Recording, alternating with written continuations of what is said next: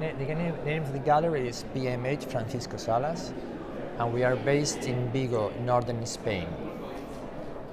And this wonderful photo, it's all about what? It's a solo presentation by a Lithuanian artist and it's the most comprehensive presentation which ever made in the art scene.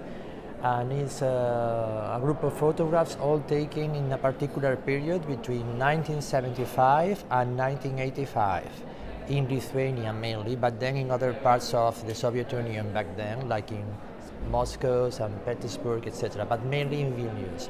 So what we wanted to show here for the first time is just the core of his practice. So we are showing almost 600 pictures which show really what was life in Lithuania back then in that particular period. So there is a very different kind of images which go through his personal, intimate life until more kind of sociological images. And they are here in dialogue or in contrast with a group of color flowers which are by the same artist, which was the only commission he got in his life by the official art during the Soviet times, and which was rejected. So we wanted to show what was the kind of the official art, which was this kind of beautiful color flowers, and then what was his common or regular practice, which was the black and white pictures. So you can just grasp what was the ambience and the life in the city of Vilnius at that moment. So I think it's a very important work. And he also is a very important artist from the Baltic countries, whose work has been shown also at Documenta in 2017 in Basel. In particular, this kind of black and white pictures, but just a very small selection, around 30 pictures. Here we have this incredible frieze of his life and the life of that particular period in Lithuania, and I think it's just. What year it is? More, I think it's between 1975 and 1985, but most of the pictures presented here are from the late 70s and the very early 80s, like 81, 82, basically. He was also a TV cameraman on the Lithuanian TV, so that's the reason why there are a lot of images of sets, TV sets, or people just working on TV or TV screens, because it was part of his life back then. And most of the pictures he took were kind of, they took them secretly. He wanted to show that it was more fun behind the camera than in front of the screen of the TV back then. Okay, thank you very much. And you're welcome.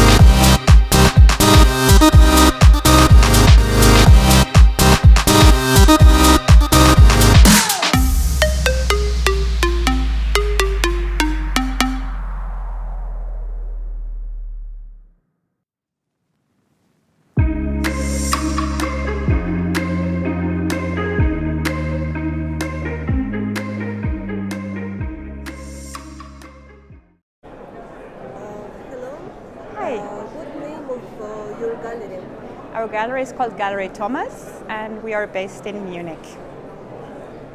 You have very beautiful art.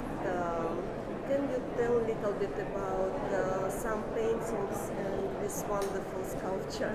Yes, absolutely, with pleasure. So the classic style or the classic program of the gallery is German Expressionism. That's what we have more here on the right walls. And then we have brought some works from different artists, from the classic, modern to contemporary art. And you wanted that I talk about this sculpture, this beautiful bronze by Lobo. He was a Spanish artist who did that bronze, and it exists. It's a female torso lying there very beautifully, and it goes well together with the Monica lying on her blanket by Tom Wesselman, which is a laser cut piece, and it comes in an edition of 25, and it's numbered 22 of 25. What size of that sculpture? The size of the sculpture, the exact one, it's a good question. It's about more than 2 meters wide. About the height is about 1 meter, and the depth is about 1 meter as well. Okay, what other paintings, what other artists you have? So we have a very nice dry point by Pablo Picasso, which title is La Femme qui pleure. You see that here. What year it is? It's 1937. And this one next to it? That's a beautiful work by German artist Oskar Schlemmer. And the figure, and that's from 1928. Okay, thank you very much. Thank you. Thank you.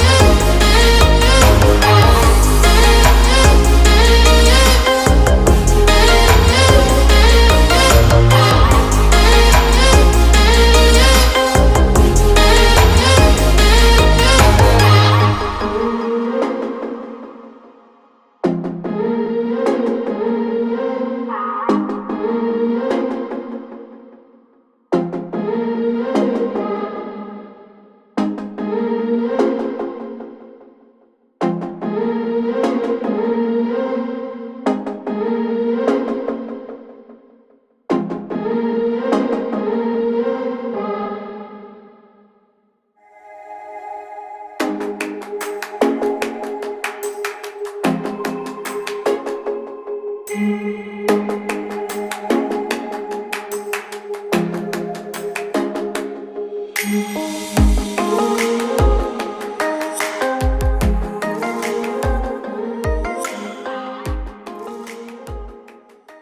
are Gallery Christophe Gaillard. We are based in Paris, and we are exhibiting here the works from Shaya Stoichka. This artist where come from? She was a Roma, and she came from Vienna in Austria. And what you can say about your life, about your art, what is particularly about you? She was deported when she was 10 years old and survived with a part of her family from the death camps. And here she is, in a way, speaking about really later, after the events, 40 years later, about what she experienced during this deportation, of course, but not only. Also, she reminds us the days when they were traveling, and so through the paintings here, the Brightful paintings you have here, for example, it's happy life. So they were traveling, they were horses dealer, and so here she's speaking and transmitted some elements from the happy life. But also, you said she was in the camp. Yeah, she survived to 3 death camps. So this in front of you here, it's Ravensbrück. So it was the women camps, and here you can see a part of the Roma all together with the crows upside. And here on your left, a small painting depicted a scenery from a well-known girl. It was Dorothea Binz. It was a horrible woman were in charge of the camp. And this painting, it's about what? She's depicting, here it's a description of the use of the Zyklon B. It was a gas they used to kill the people in the camps, you know. And you can see also the crows. The crows are really symbolic in a lot of culture, but the souls of the death were staying here on the earth because they were killed violently. So you can see it in the middle of the composition here. So you have the barbed wire, you have the crows, and you have the gas.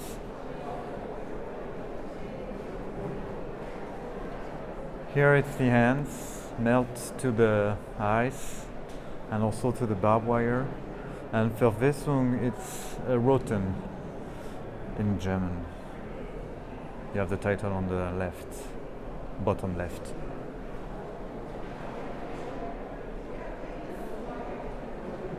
And this one also quite strong. Yeah, so this one you can easily imagine what it's speaking about. You have the date of the memory on the left. It's 1944, and it's in Auschwitz, of course, so you can see, I think I don't have to explain what is happening here.